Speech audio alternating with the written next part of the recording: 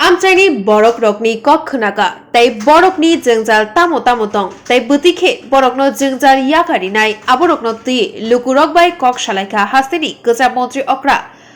eba MP Biplab Kumar Dev Strang Shalo Chitham Pratapgarh বিধানসভা তংনাই বড় রোগী নক নক বেড়াই নাইখা রাজ্যসভানি আদং বিপ্লব কুমার দেব তে বিনিয়োগীয় তো এমএলএ রেবতী মোহন দাস ও শালক ককনারাক থানি বসাকা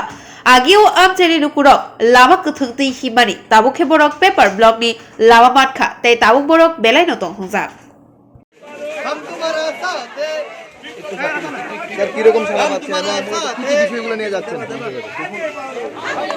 भारतीय जनता पार्टी पूरे देशव्यापी जो अनुसूचित जाति যে ভাই বোনেরা রয়েছেন কোথায় রয়েছেন কিভাবে তাদের জীবনযাত্রা হচ্ছে মাননীয় প্রধানমন্ত্রীর নেতৃত্বে দেশব্যাপী 80 কোটি মানুষকে 5 কিলো করে প্রতি ব্যক্তি চাউল প্রায় 2 বছর হয়ে গেছে প্রতি ঘরে জলের ব্যবস্থা গ্যাসের চুলার ব্যবস্থা আরও অন্যান্য যে কোনো সুবিধাগুলো দেওয়া হচ্ছে সেগুলো সঠিকভাবে পৌঁছাচ্ছে কিনা পাচ্ছে কিনা সেগুলো জিজ্ঞাসা করা আর এমনিতে সরকারি রিপোর্ট আমাদের কাছে আছে যে আমাদের সমস্ত স্কিমগুলি ত্রিপুরাতে সাকসেসফুল হয়েছে কোভিডের ইনজেকশন হোক কিন্তু আমি এখন যেই বস্তিতে আছি সেখানে এটা অস্থায়ী বস্তি তো 1971 থেকে ওরা এখানে থাকে কিন্তু তাদের কাছে এখনও কোনো সেই বিষয়ে কোনো কাগজপত্র নেই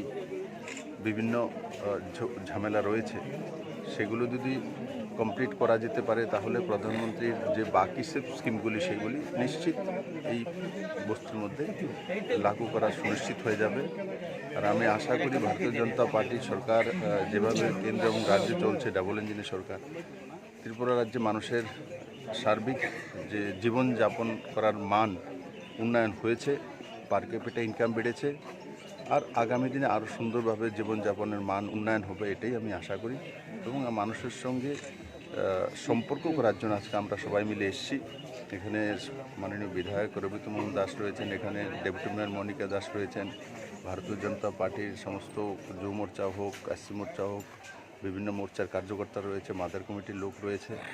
স্বতঃস্ফূর্ততা কার্যকর্তাদের মধ্যে প্রমাণিত করে যে মানুষের সঙ্গে তাদের সম্পর্ক রয়েছে আর আমি আপনাদের সঙ্গেই তো ঘুরছি মানুষের চেহারা দেখলে বোঝা যায় এক্সপ্রেশন তো মানুষ মোদিকেই চায় এবং ভারতীয় জনতা পার্টির যে বিকাশমুখী সরকার সেটা সুদৃঢ় হোক লম্বা সময় চলুক সেটাই মানুষের ঘরে যাচ্ছেন তার কি বক্তব্য আপনাদের কাছে পেশ করছে স্বাভাবিকভাবে দেখুন কোনো এমপি আসুক বা কোনো বিধায়ক আসুক কোনো নেতৃত্ব আসুক মানুষের কোনো না কোনো সমস্যা থাকে জীবনে প্রত্যেকের কোনো সেই সমস্যাটাই তুলে ধরা প্রত্যেকের নৈতিক কর্তব্য সেটা তুলে ধরে আর যেটা হয়ে গেছে সেগুলোও বলেন যে এইগুলো আমাদের হয়ে গেছে আর এই সমস্যাটা রয়েছে এটা করার জন্য আমি যখন আপনার সামনে যে রাস্তায় যাচ্ছি এই প্রথমবারের মতো পেপার ব্লকের রাস্তা হয়েছে এই কলোনিতে তো সেটাও তো তাদের জন্য অ্যাচিভমেন্ট একসময় মাটি দিয়ে এখানে কাদা দিয়ে চলতে হতো আর আজকে সিমেন্টেড রোড তো কিছু পরিবর্তন হয়েছে আমি আর আপনি যেখানে দাঁড়িয়ে আছেন সেখানেই তো পরিবর্তন প্রমাণিত করি